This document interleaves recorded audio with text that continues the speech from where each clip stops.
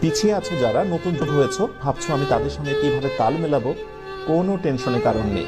যারা অনেক এগিয়ে গেছে তাদের সঙ্গে কথা বলার দরকার নেই, তাদের কোনো পরামর্শই নেওয়ার দরকার নেই। তবে সবসময় একটি কথা মনে রাখবে, যারা অনেক বেশি ওপরে উঠে যায় তাদেরকে অনুসরণ করো না, বরং তোমার যারা নিচে আছে বা তোমার যারা সমকক্ষ হয়ে আছে তাদের সঙ্গে তাল মিলিয়ে চলো। দেখবে অনুপ্রেরণা পাবে, উৎসাহ পাবে, নিজের ভিতরে উদ্যম পাবে। কিন্তু যারা অনেক আপার লেভেলে চলে গেছে তাদের দিকে তাকালে তুমি কোনো কিছু শুরুই করতে পারবে না। আর যদি কোনো কিছু শুরুই না করো তাহলে কোনোদিন সামনে এগোতে পারবে না। সুতরাং আমরা ফলো করব তাকে যে কিনা আমার সিমিলার, অথবা যে আমার নিচে, যে অনেক অ্যাডভান্স হয়ে গেছে, তাকে ফলো করতে যাব না।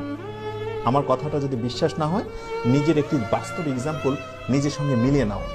তোমার ক্লাসে যে ফার্স্ট বয় ছিল কোন এক সময় বা এখনো আছে, তাকে যদি জিজ্ঞাসা করো যে আচ্ছা আগামী পরীক্ষার জন্য তুমি কয়টি প্যারাগ্রাফ পড়েছো, তো তোমার বন্ধু বা তোমার বান্ধবী বলছে যে আমি 15টা প্যারাগ্রাফ পড়ে ফেলেছি। আচ্ছা এবার তুমি দেখো তুমি হয়তোবা 5টা প্যারাগ্রাফ পড়েছো। তো তোমার ওই ফার্স্ট বয়, ফার্স্ট গার্ল, বন্ধু বান্ধবী থেকে তুমি কি অনুপ্রাণিত হলে নাকি ডিমোটিভেটেড হলে বলো তো? তুমি হতাশ হয়ে যাবে যে যেখানে আমার 5টি আর তার হলো 15টি, আমি কিভাবে প্যারালাল করব, আমার পক্ষে সম্ভব নয়, অতএব জীবনে তো আমি শেষ হয়ে গেলাম। সো আমি মনে করি তোমার অবস্থা যদি একটু খারাপ হয়, তুমি যতদিন না ভালো অবস্থায় পৌঁছাচ্ছ ততদিন পর্যন্ত তোমার থেকে আপার কারোর সঙ্গে তুমি কথা বলো না, তুমি অবশ্যই ডিমোটিভেটেড হবে।